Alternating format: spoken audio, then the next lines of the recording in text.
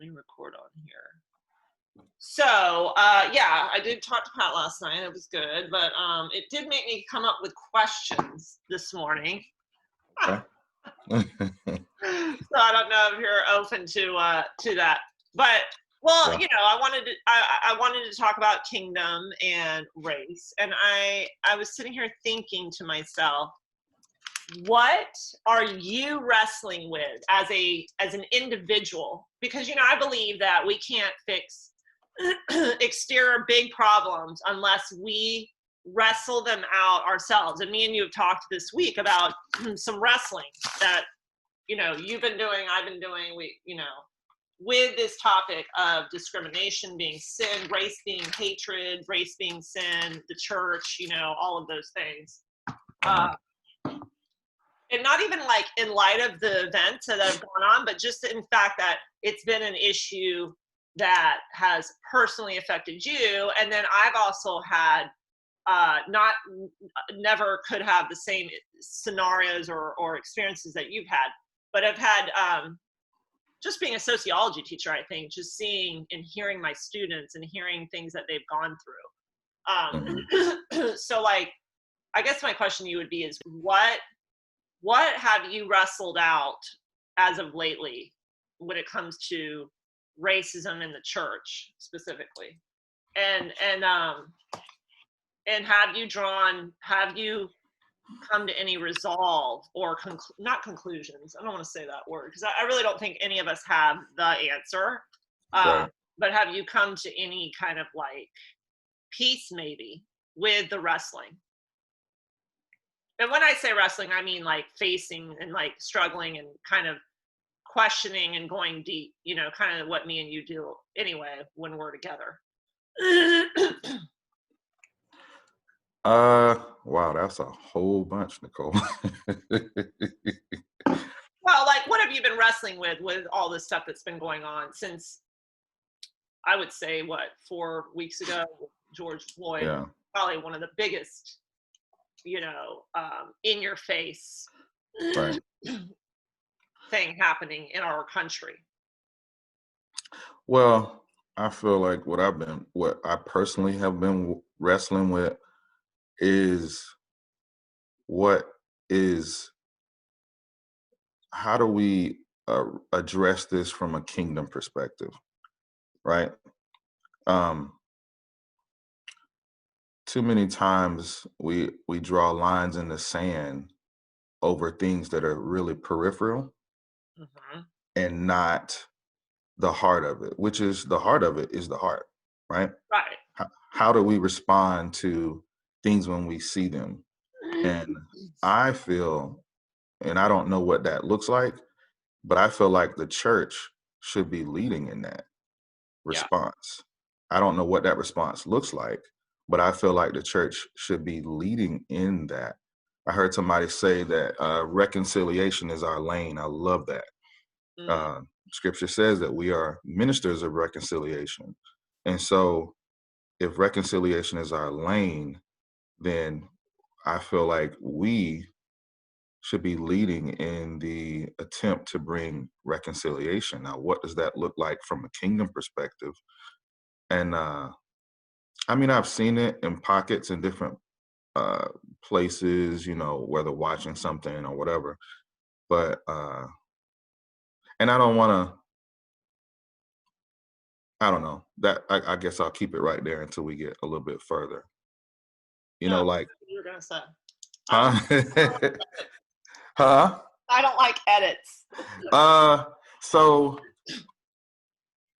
I just feel like that we have to check our hearts as the church. Like, what are we doing? Are we ignoring this? What are we about? Is that a better question? Yeah, what are we about? And here's the thing though. Nicole, what are we about beyond our mission statement? And when I say that, we write beautiful mission statements, right? That sound very good. But what is the kingdom about? If we are about the kingdom, that is what we should be about, not about our mission statement. If it lines up with the the message of the kingdom, then cool. But if it's just this nice thing so we can print T-shirts and put on business cards, and when we read it and put it out there, it sounds, oh, that's Yeah. really nice. But that goes back to my thing of like, the kingdom of God is not a matter of talk; it's a matter of power. So, Right. like, I mean, even if what are we about?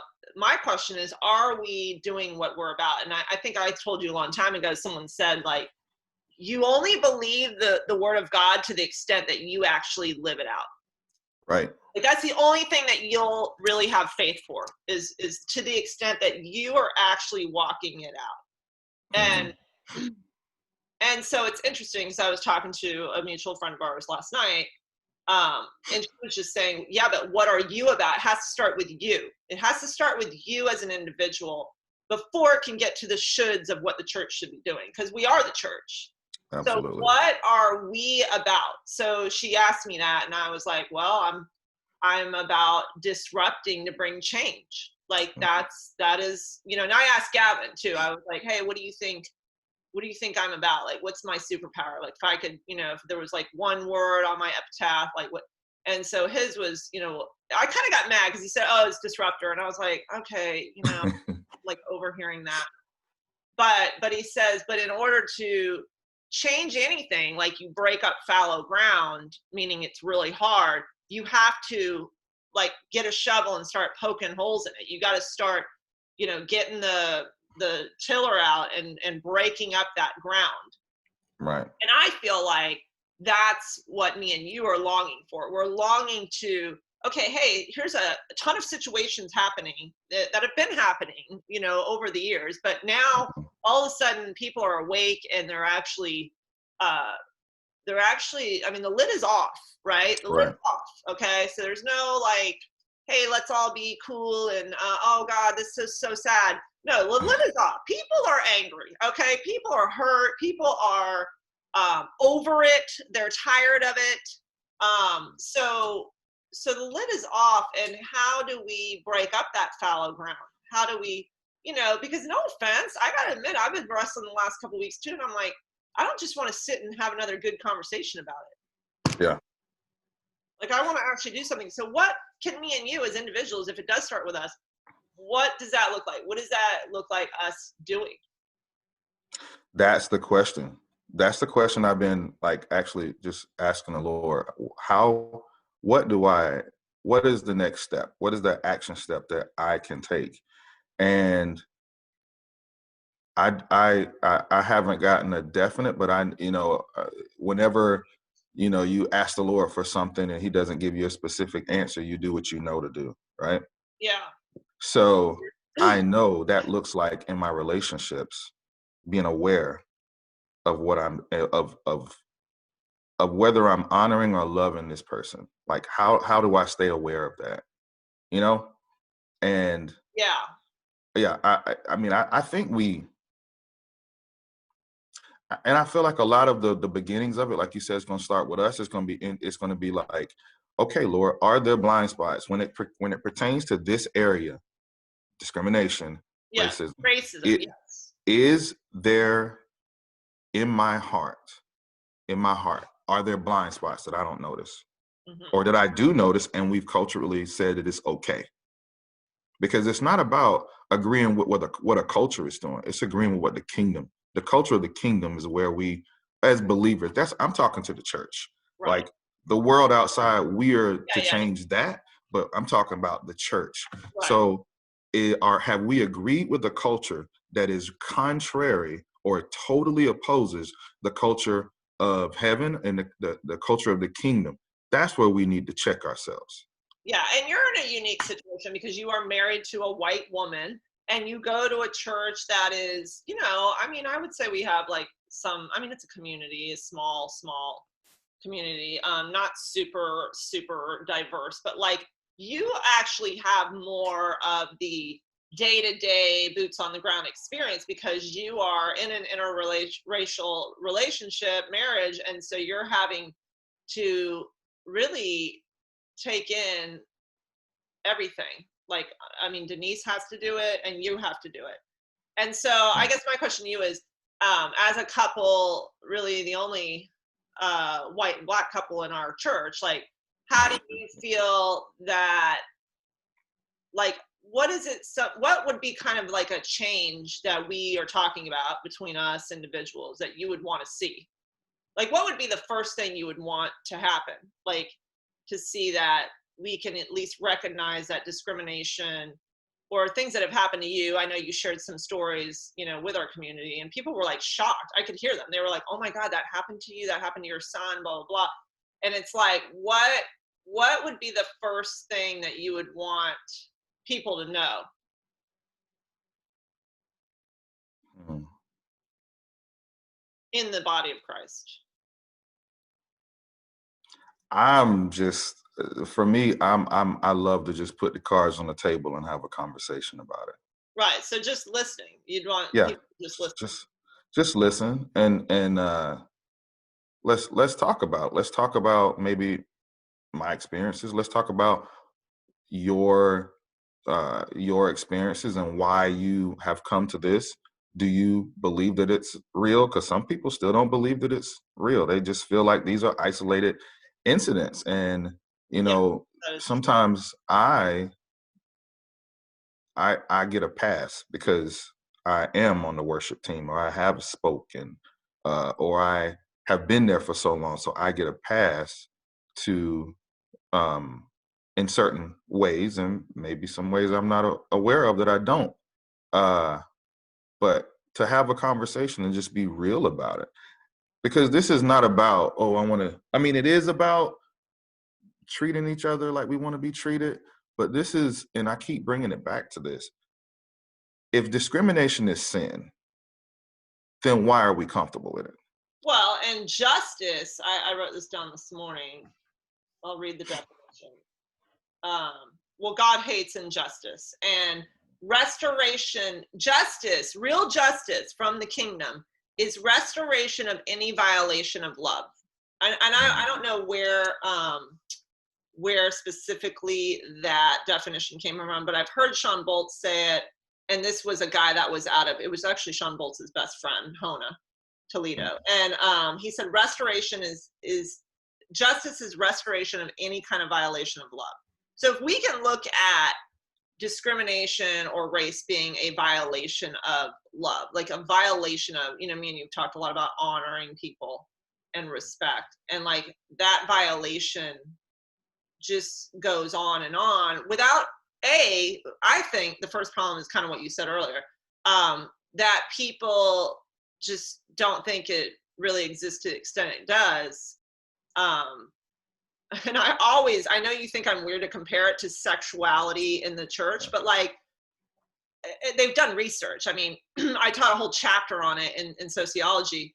It's like some crazy percentage of leadership in church struggles with some extent heavily of sexual sin. So it could be like porn, it could be, you name it, voyeurism, whatever. You know what I mean? Like it's never talked about, and it's very minimized. So the word I use is minimize. So we minimize it. You were like, oh yeah, some people struggle, and then they deal with it when it comes out, right? When an incident happens or someone gets busted.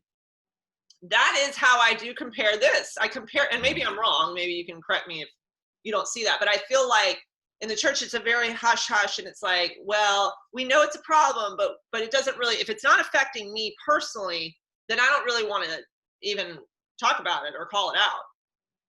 That's how I feel that is like, and I feel like it's the same thing. And like me and you have talked, like if somebody isn't being discriminated against, they don't even look at it.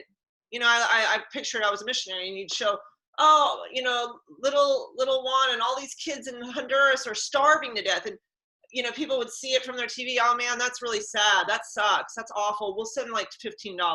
But they're not feeling any kind of experience of it because they've never missed Yeah, a meal in their life, right? So they don't know what yeah, that feels like.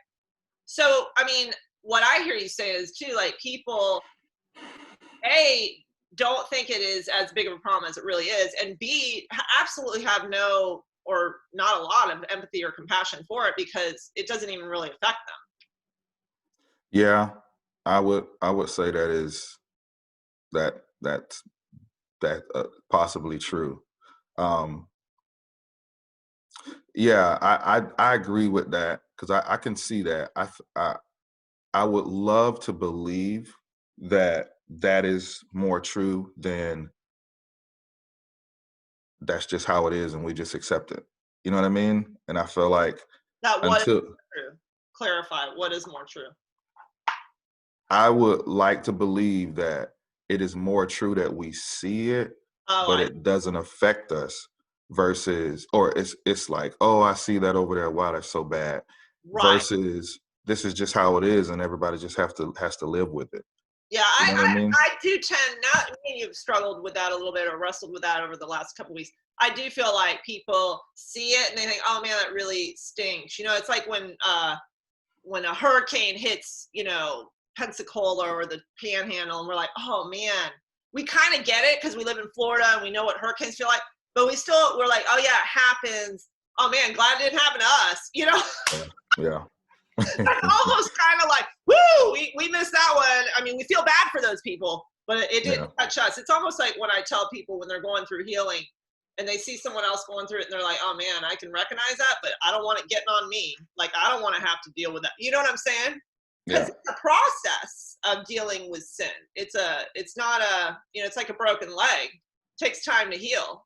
You know, you're not going to just be like, okay, let's set it and then start walking on it.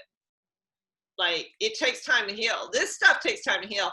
And I think that kind of segues into the other thing of just like, well, yeah, it happens. And that was a horrible experience, but now we got to move on. I've actually heard people say that. Yeah. Got to move on. And I'm like, yeah, we do. I agree. I'm all about moving on, dude. I'm not about, you know, staying in any kind of victim. I don't believe there's victims in the kingdom of God. I just don't. Hmm. But I do believe that reconciliation is a process, and it ain't no overnight process. It's not, but in every process, there has to be a step one. Yep. And I feel like step one is having conversations, and then we move forward. Because we've talked about it. I'm not smart enough to know how to fix this tomorrow. I don't think And anybody is. right. And so, but there's either I put my head in a hole and pretend like it's not happening until it's just over, and then I come out and I'm like, or I say, wow, this is something that has been real in our country since day one.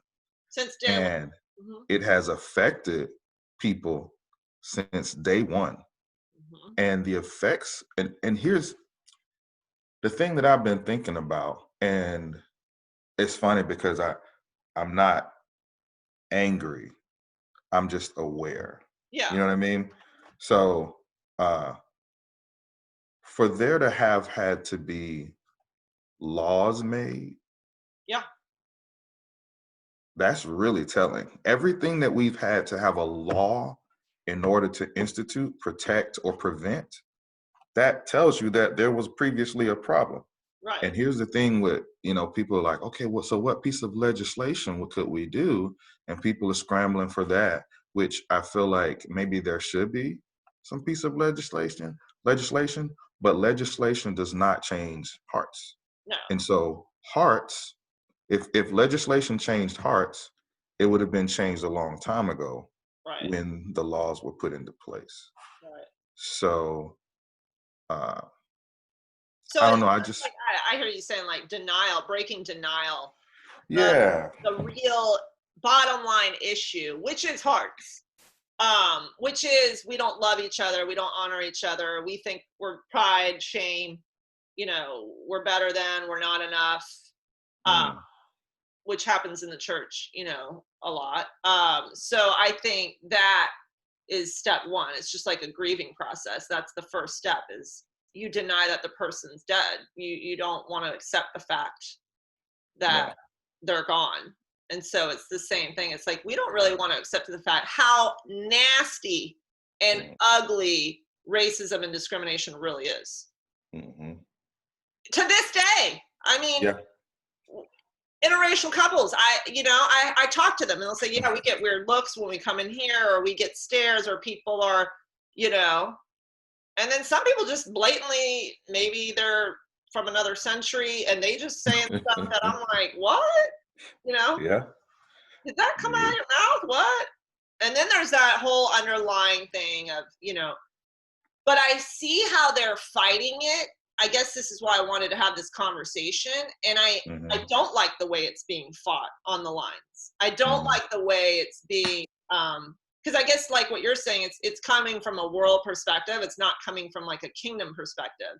And then when we look at the church, we're like, okay, well, how are we dealing with it or wrestling it out together? And then it's like, well, they're not really doing too much. I mean, they're having some, some people are having conversations here and there. I know we had a little bit of one, but even with that, I feel like people are still like walking on eggshells, like afraid to go to any really like deep questions, like, like, hey, what can we do to make awareness to, without turning it into some political Right. conversation, which I will say is extremely hard these days because I've been bringing up with other people besides you, and it always goes back to that. And I'm like, Yeah. okay, I get what I hear. Like, that's not that's not even what I'm talking about. Like, I'm not even talking about any organizations or agendas. I'm literally talking about chapter 3 in my sociology book labeled racism. That's what I'm Yeah. talking. Yeah. Whenever, I was talking to my brother, whenever, if you're in a debate or a conversation and you get to a point to where a point has been made or a question has been asked and you really don't want to address it, you deviate to something that you're stronger in, that you feel more comfortable dealing with. So Very that's like a tactic to get away from the issue. well, and it's Um, also what everybody else is talking about. So it is an easier out. right, right. And the issue at hand, man, and I feel like I've said this so many different times, either to you or other people. You know, if you look at this as a political thing, for whatever your uh, perspective is, I mean, I don't know what to say. I feel like you're just so off because it's a human thing. It's a heart condition. It's a human, like, do we love, do we prefer one another? Are we, it's not about who's going to be in office or who's not going to be in office. It's really not about that. And I'm sorry, but I feel like not that, we're not to be involved in politics. I'm not saying that at all. What I am saying is if we find our security in who's in the White House Right. or whatever, we've deviated. We've Yeah. completely deviated. Yeah. Well, And as the church. Yeah, for sure. as a church, we've completely deviated. And to turn this into a political conversation, I'll be honest with you, it's kind of painful Sure. because, And I'm sure you've again, had some. what's that? I'm sure you've had some political conversations. Yeah, you know, it's painful because it's like you just your child or somebody runs up to you and they just got shot with a bullet or shot in the side and they're bleeding. They're like, "Ah, man, can you help me? Did you see this? Oh, can you call 911? Wow, man, that's a lot of blood. Did you see the Yankees play last night? Man, that was a nice home run. Right. Wow, buddy, you look like you're hurting. Uh, man, I So they think we miss need to the barbecue. forest for the trees. They miss the forest for the trees. They miss You the whole thing. miss it. Yeah. The whole point is, and so But I think we're trying to get it on a underneath level, like, hey, let's get to the root. Let's see the bottom of underneath this surface thing and see what's going on underneath that. And a lot of people don't even think like that. You do. I am starting to realize that. Like people, me and you see like, oh, this is actually what's going on. This is mhm, actually the real warfare, the spiritual warfare that's happening underneath here. It's a heart condition. It's an attitude. It's a belief. It's a stronghold, actually. And the wow. simplest definition of stronghold is it's got a stronghold on you. That's what that is. And most Uh, people don't even realize what their strongholds are. And we're either Yeah. going to have a stronghold in the kingdom of God, or we're going to have a stronghold in two other kingdoms, which are the religious kingdom and the political kingdom. I mean, Rick Joyner talks a lot about that, about those three kingdoms at war. And so Yeah. I think me and you are the whole point of this conversation, so we can actually go and say, hey guys, could we like look beneath the surface? Could we go to the bottom line here? Here's a bottom line. It's right here. And you guys are up here talking about, you know, who's in office and election year and you know, agendas and money and lobbyists. And that's not, I'm not saying that isn't happening. That's happening, Right. you know? It's Right. just a thing, like even with the COVID stuff, like, yes, there are cases, yes. But guys, there is actually a bigger thing happening underneath here. It's a, and I guess for me, I struggle so much because I am a bigger picture person. So I can almost see like far away, right? And see like, oh, you know, I can hear what people aren't saying, you know, when they're like, oh yeah, Andre, that's so tough. You know, I can hear they're saying like, I have no clue. I don't even know how to relate to you. That's a good question. How, I mean, are you wanting people, because they won't be able to walk in your shoes. Right. See it. So how do we break the denial? Is it, to me, I feel like story is powerful. And so I feel like when people tell their story, that kind of puts it more into context and just saying, oh yeah, you know, especially when they know you and it's a personal story. I mean, do you think, I hear like, do you think you're struggling a lot with just trying to get people to even listen or relate, or I don't know, with the whole denial thing, you know, with them thinking Yeah. that's really a big issue, especially in the church. I mean, people in the church, I guess is what I'm saying. Yeah. I think there's a lot of fear. I do, Fear of you know, what? Fear of what? Like hurting your feelings, fear of man? What is the fear here? yes. I think it's all of the above.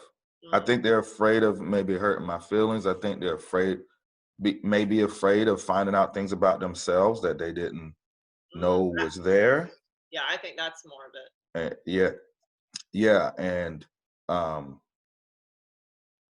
I liken it to like when you go to like a prophet, you know, or people go to Sean Bolts and they're like, oh crap, like what if he calls something out on me? Like there's this like fear of being exposed, you know, like, oh, you know, well, you know, just I think especially when it comes to, again, I'll say racism, any kind of sexual, you know, issues that people have, or just like deeper, I don't know. I just feel like I feel like there's a lot of shame around it on all parties. You see what I'm saying?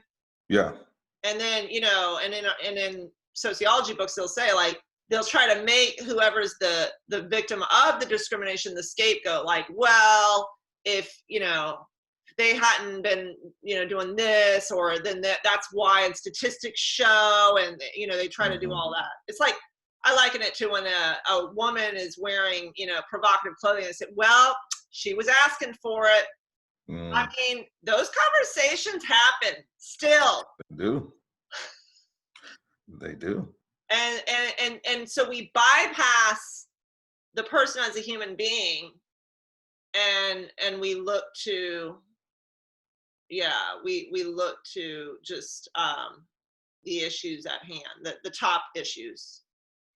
Yeah, I think I do feel, you know, going back to fear, I think there's just that fear of maybe finding out something within you that is ugly, you know. And we've talked about this a lot. Like as an athlete, former athletes, Yes. we've been coached our whole lives. Former, yeah.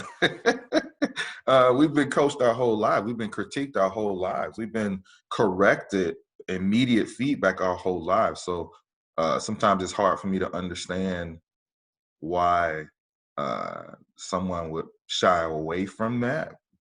You know, I know in certain contexts it might not be as enjoyable. However, the goal is not to cripple you or hurt you. The goal is to be better.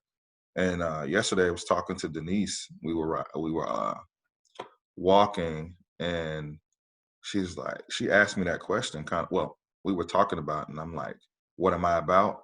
Yeah. I'm about growth. Like, let's get better. If there's an issue, let's Yeah. deal with it. Let's get better. Let's be better at whatever it is that we want or Yeah. that we're involved in. Let's not settle for this will pass. Yeah. Let's be better, Yeah. you know? And I And think what I hear you saying too is like, let's be better at communicating about hardcore issues like this. yeah, it's not about like, listen, Because you're this gonna is have to deal with it the rest of your life. You're married to a white woman. You're never gonna get away from it. That's crazy thing. That's what I was trying to say earlier. Like you're literally, it's always gonna be in your face, no matter what. and I'm Black. Yeah. It's never not going to Right. be. I mean, well nowadays, but I'm always gonna be a woman. I'm never gonna be able to like not deal with that ever. Yeah. I'm not Yeah. having any surgery, so I'm just not gonna. I'm gonna always have to. I'm a white woman, and that's just something I can't change. And I Yeah. can't. And so, you're always gonna have to deal with being in an interracial, not doing a racial. Like we talked about doing church and being the church. Mm. So I think you both have a big call in your life for this. But I think what I hear you saying is, can we just get better at communicating about this? Because I'm living it on a daily basis. You are, meaning you. Yeah. Yeah. Go ahead. No, go ahead. I was just thinking out loud with it. Yeah, like let's discuss it, that Because you want to see growth.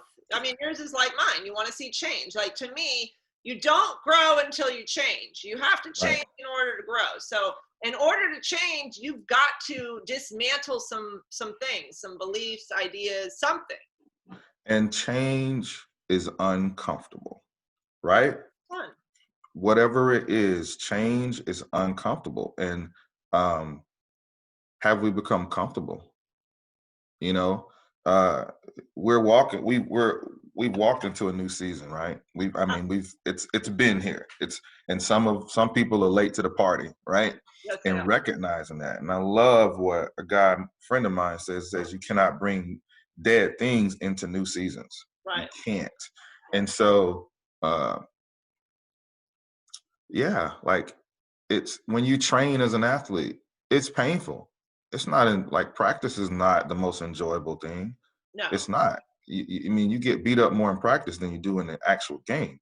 However, it prepares you for the game. And so I was liking it yesterday too. I started juicing again, and I was eating like crap during COVID, key lime pie, ice cream, key lime, anything I could get my hands on. And I was like, man, I am feeling like dirt, right? I'm not feeling good. I'm not sleeping well. And I made a juice. It was green. And I looked at it and I was like, I don't even want that. I don't even want to even start drinking that, right? And I felt like God was saying, that's how the church is. Like when they have to be intentional, because eating right is intentional.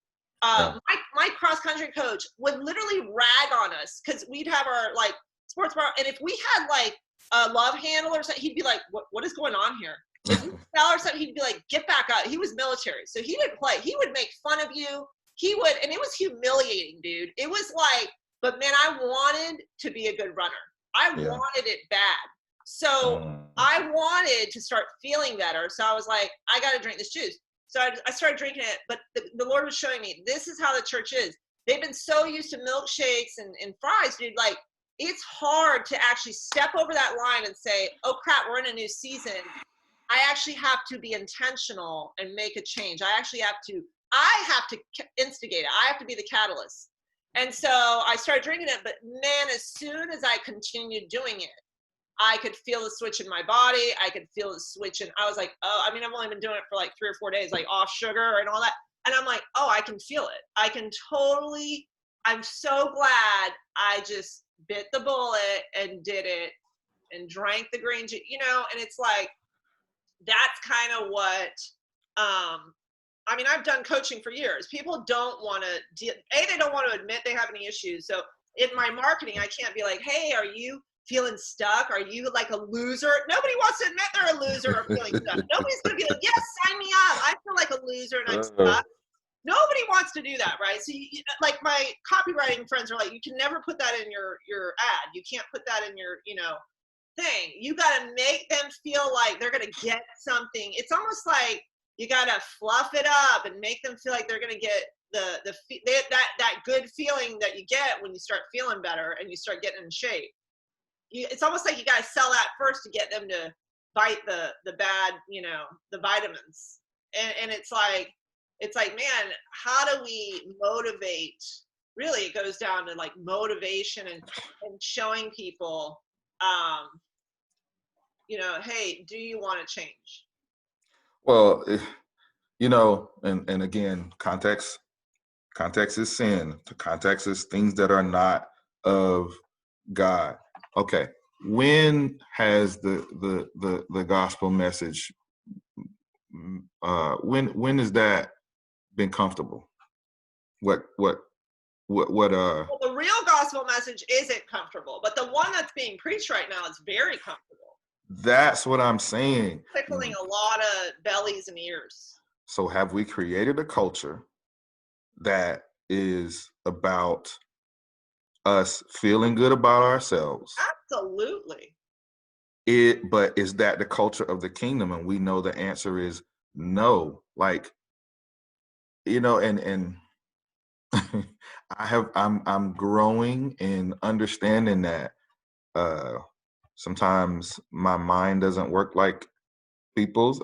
It's funny, we just sidebar, whatever, we did in one of my psychology classes in college, we did some sort of, it wasn't a personality, I think it was some sort of assessment with your personality or the ways you think, and everybody was coming back, like 23% of the population thinks like you, and he would read them out, and then the professor would give them to you, and he gave this print out and all this stuff, and I think I still have it.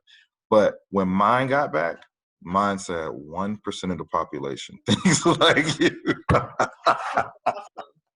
So that's awesome. I'm an alien to begin with. However, it's hard for me to accept that. Yeah. You know what I mean? I've been a coach.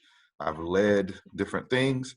And while there is grace, don't get me wrong, our coaches had grace on us, and the Lord has grace. However, that's not an excuse to remain where you are. Right. You know what I mean? And I feel like we have gotten comfortable with certain issues because people are wounded. I get it. People are wounded. People have had hurts, and people have been taken advantage of and have had just abused and different things like that. And I get it.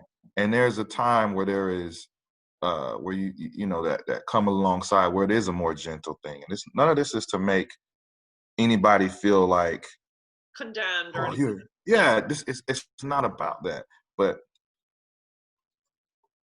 are our churches, are we as a body, our churches, are we pursuing the culture of the kingdom? And I'm gonna keep saying that. Are we pursuing that, or is it something else?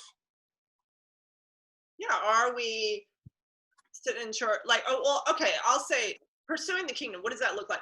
The kingdom to me looks like an agent of change. It looks like you have unlimited resources. Like me and you talked about this. Like the church was the one back in the day, feeding the poor, healing the sick.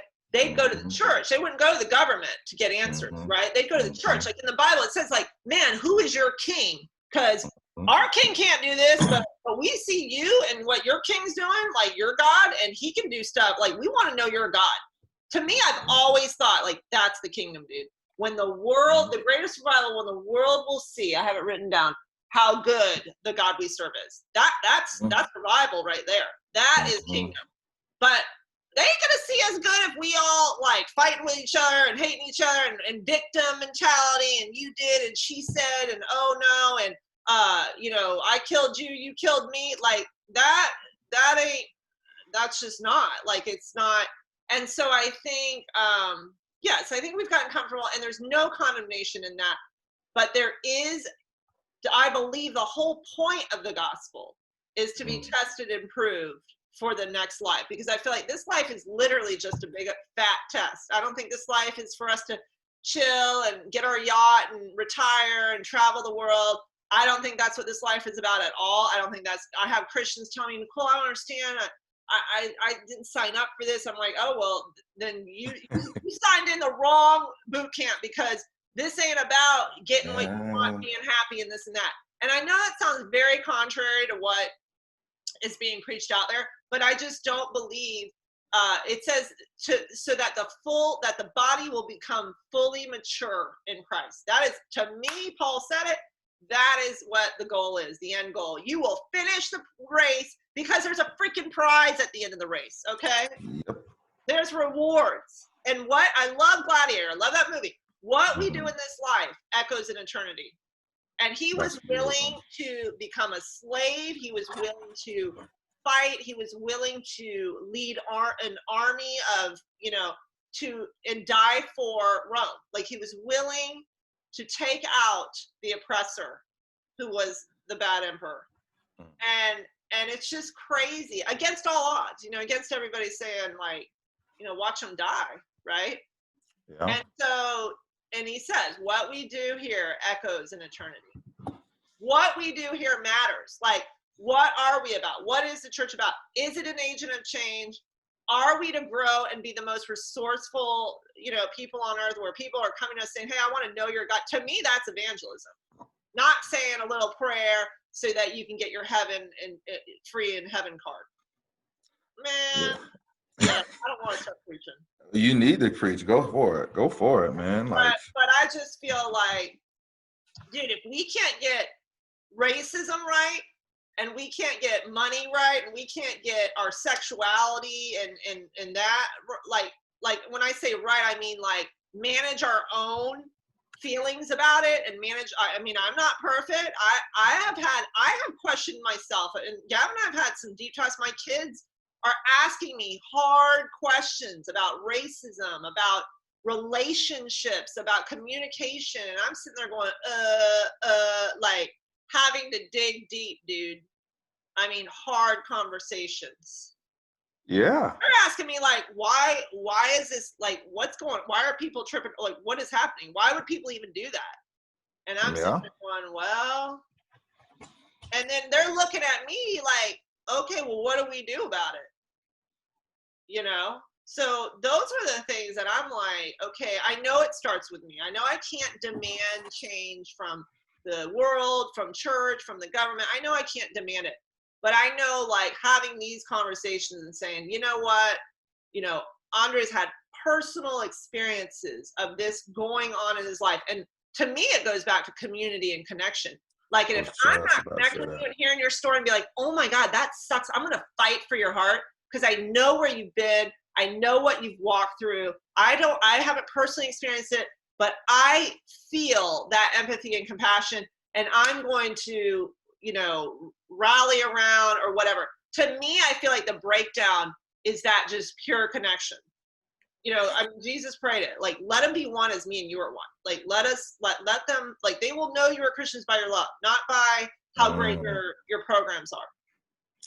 Yeah. And even, like, community is the word that was coming to my mind as you were speaking, and you kind of said it, but I was thinking how, like, even segregation has been an opponent of community. I wrote that down. I wrote it down while we were talking. I wrote the word segregation down, because it actually is an opponent, for sure.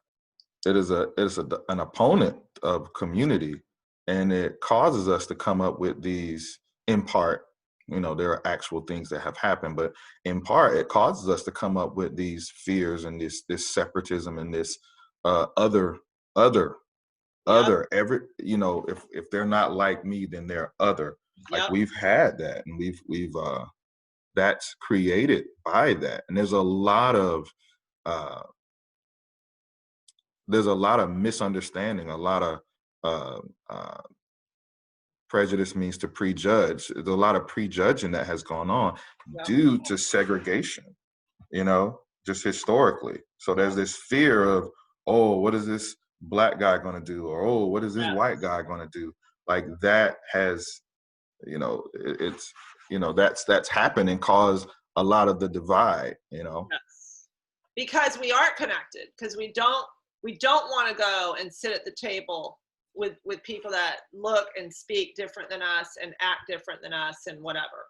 And I definitely saw that. I even saw that on the mission field. I saw where like all the missionaries hung out together, and I'm like, dude, aren't you here to like help the locals? Like, why are y'all clustered and hiding over in your big houses up on the mountain? That's exactly what they would do. Mm-hmm. And me and Gavin were like, well, we're gonna go live in Centro, which is downtown, like the armpit of the country, most violent area in the whole area, in the whole country. And we're gonna get a little amongst the people and just live with them and learn Spanish. Like my goal was, I don't want to be here if I can't connect and communicate with people. Mm-hmm. So I didn't come here to show them a better way, which was the missionary way. Yeah. And man, I was shocked when I was down there realizing that's what a lot of those missionaries were down there doing. And they had been there for like 10 years and still didn't speak good Spanish. And I was like, well, screw that. Like I wanted it bad enough. Mm-hmm. So I was like, why did I sell everything and come down here if I'm not going to be connected to them? Mm. And I remember I assimilated to them so that I could just love on their hearts and love them and not have, I would hear the missionaries say, yeah, us and them, us. I would hear, and it would stick out in my ears so much. Like, well, if they would just do this, I mean, they don't know, Nicole, they don't know. I mean, our way is better. And I remember sitting there going, actually, no, actually, they should actually assimilate to the way they do things. Cause they do some things that are amazing that we don't do. And, we can learn from that. And, and everything had to be shipped over. And it goes back to that, I mean, you've talked about this where like, and I love my country, I know real oppression happens in other countries. And I know it happens in our country too, but I have seen it happen in other countries way to an extent that's atrocious because there's no checks and balances. I mean, we have some, but I'm just sitting there going, no, man, this isn't us and them. Like, we actually, there is, some commonality here. And it is hard. I will admit, it is difficult to not, our natural bent is to segregate, is to go with our own and go with people that are very much like us, whether it's church, if they're prophetic, or if they're not charismatic, or if they're Presbyterian, that is a bent that people do. But if we can, I think that is one of the core problems is segregation. Are we taught that, or is that innate?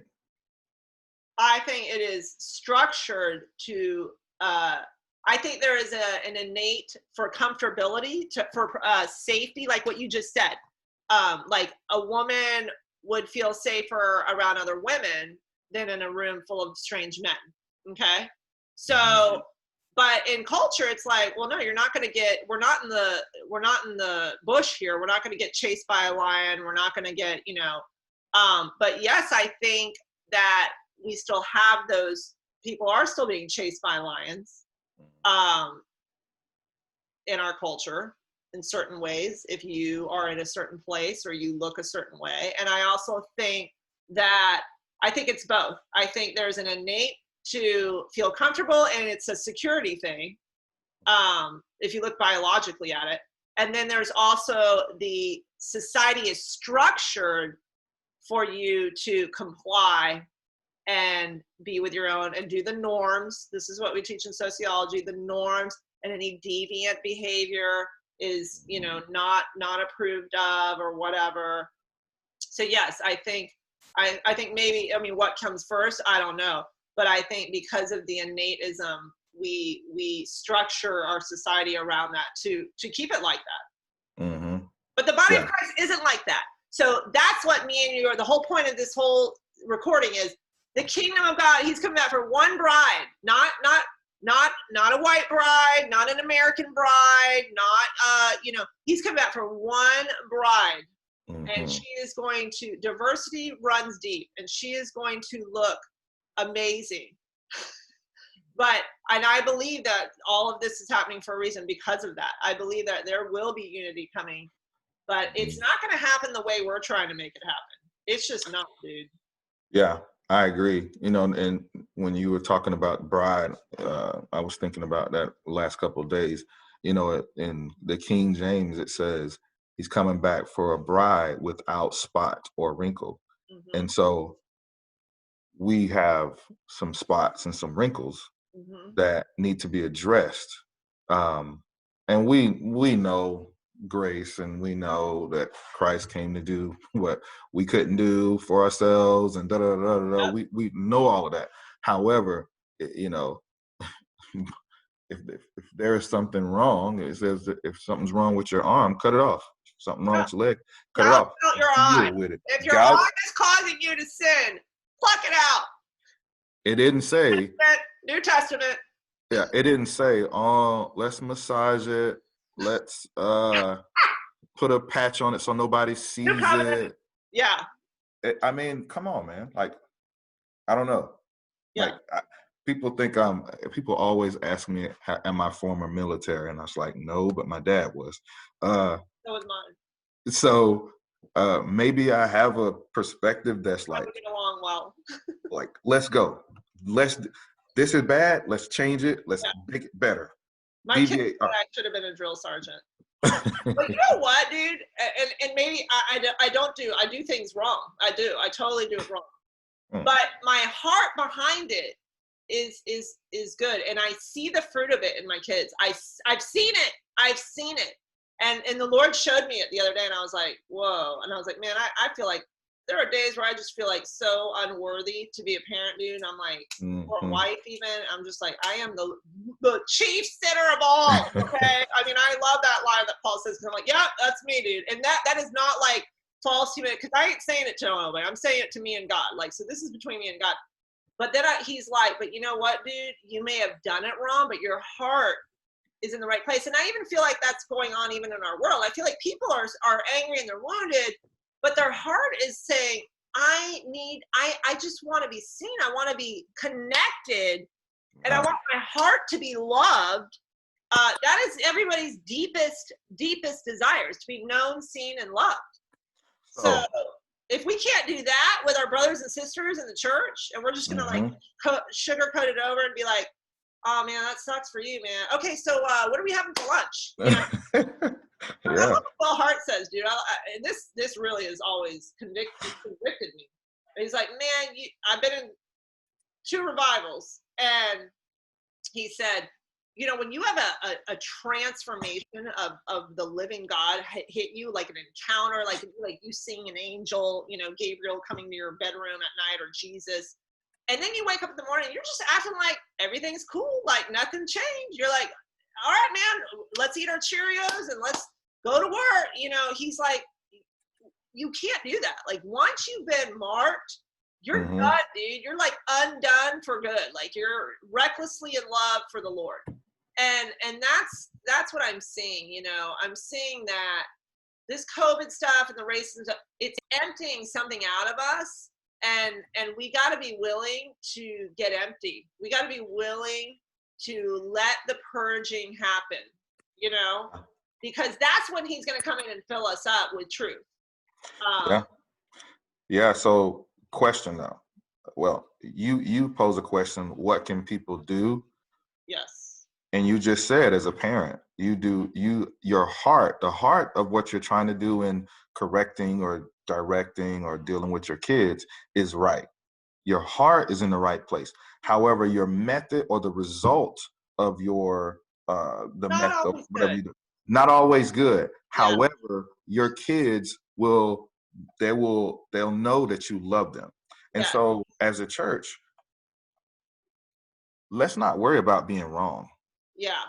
Or being scared of stepping on Andrei's toes. Or being scared. Yeah, because you're if I were to keep a list of all the things that have been said to me that was like, ugh, probably, you know, should I say something or should I just let it go?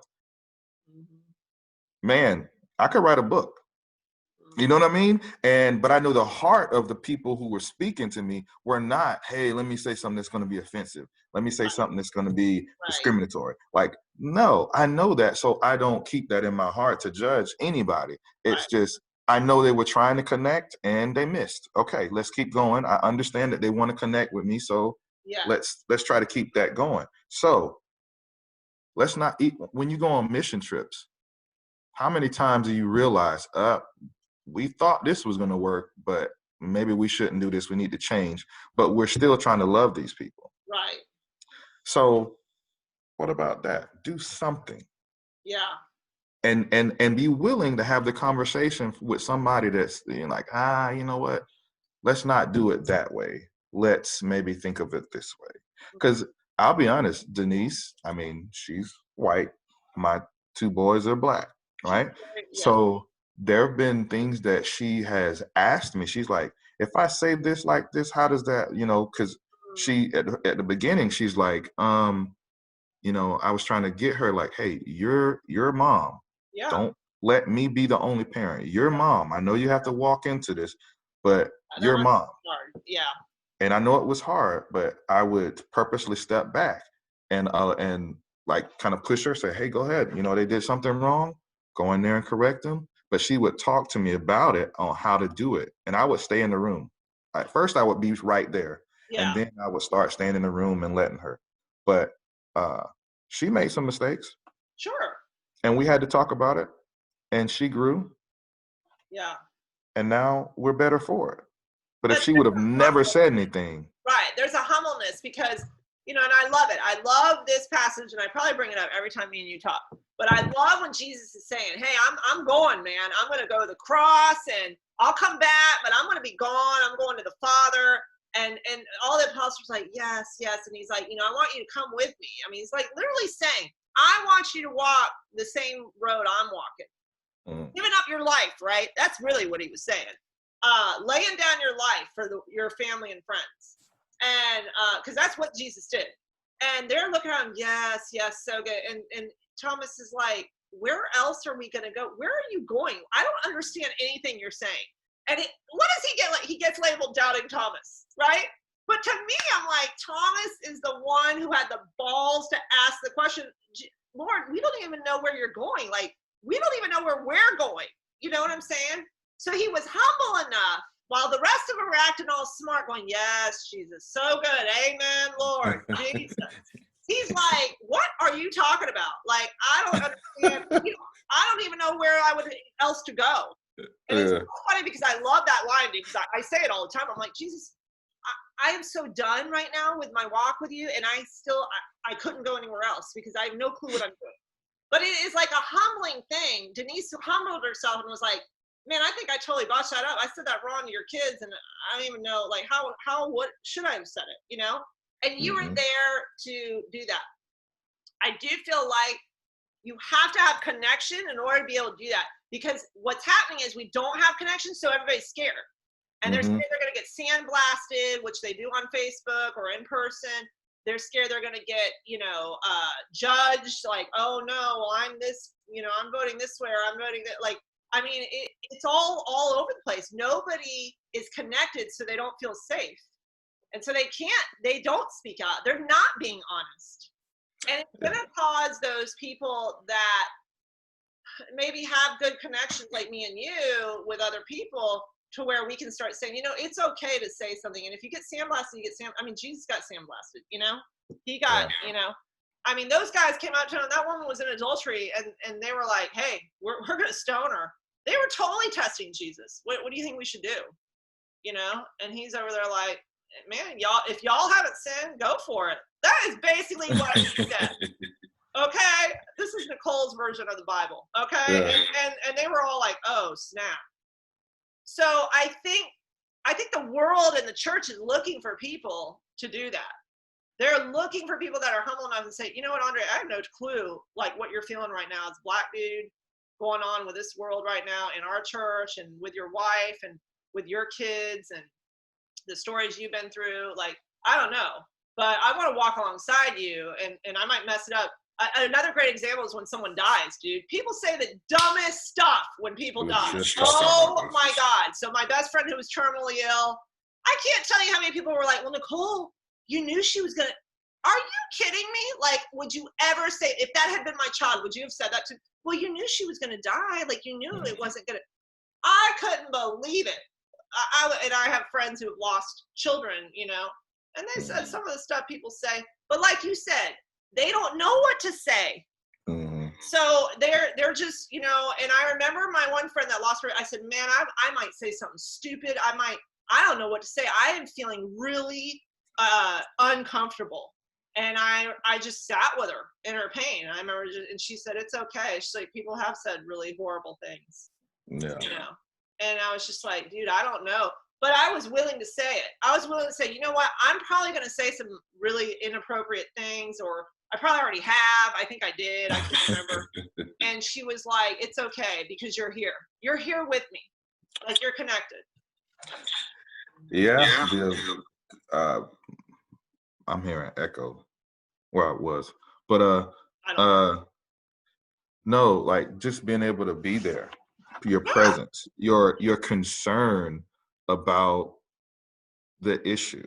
You know what I mean? And that's huge.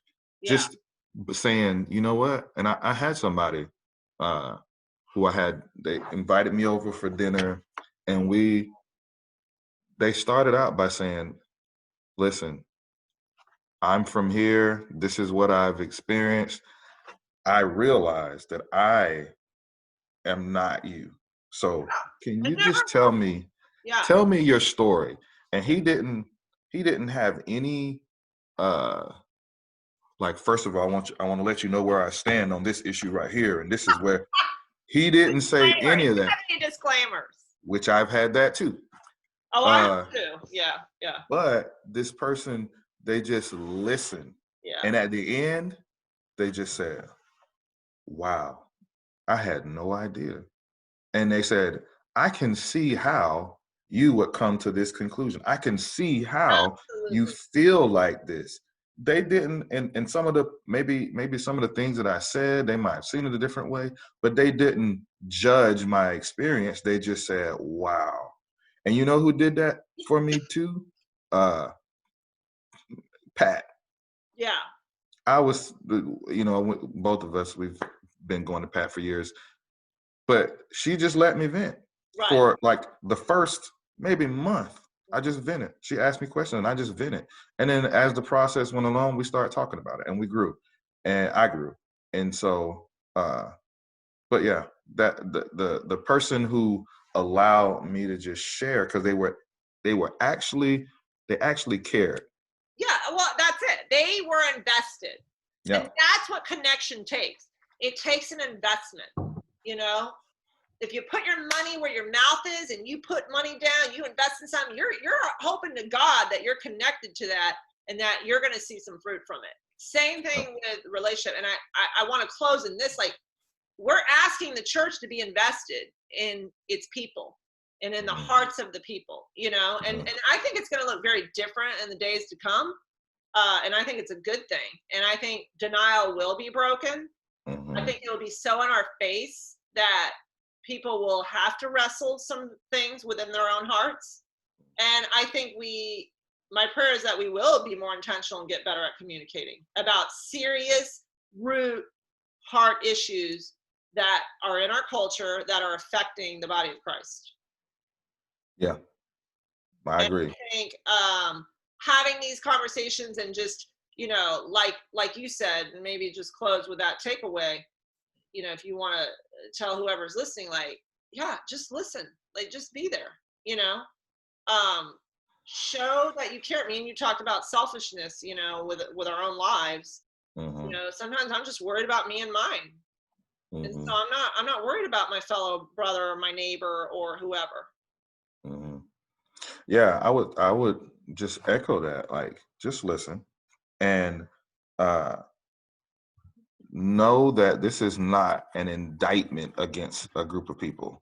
Yes. Like, this is not an indictment against white people. Like, this, you know, privileged people. It is not an indictment against anyone in particular. It is a deeper look at an issue that affects the body of Christ and the world at large, and that needs to change in order for us to be that bride. Yes. That Christ is coming back for. Yeah. And if that is your goal, to be that bride and to be the ministers of reconciliation that the word is called for us to be, then let's have it. Let's have this conversation. Let's move forward. Yes. That's so good, dude. And I definitely echo that as well. And we teach people how to treat us. So like, I would want someone to come to me and be like, man, Nicole, I don't know how you're, I might say the wrong thing or do, but I'm willing. I just want to be here for you. And so I want to be that person to other people too. And Yeah. I'm still working at it. I suck a lot, like I'm not getting, some days I miss it completely. I'll be like, oh man. And sometimes the Lord will show me, I'll be like, man, I should have called that, and maybe I should have said this when they were talking to me. And even with Yeah. you and we've had conversations and I've been like, man, I was probably such an idiot. I just went off on this tangent. I just needed to like listen to what he was saying. You know what I mean? Like, cause I think me and you get really, but it's like, my goal is to work on being the best listener. Like I wanna craft that skill to where, No. and I'm a talker, so that's really hard for me. You're a lot better listener than I am because you're not as much of a talker, but it's really hard for me. But I feel like when we can see each other's hearts, we can connect. And I think unveiling this denial is the first step. So anyways, I hope we talk more about this in the coming weeks and talk about, even more issues going on. I want to talk about COVID one day with you. I think it would be interesting because I'm seeing a lot of the same kind of shaming going on with all of that too. And I think it'd be interesting to have a session about that. Hey, when you just stop the recording and we could keep talking. I want to know what you think. Okay, hold on. Let me stop it. All right, guys. We'll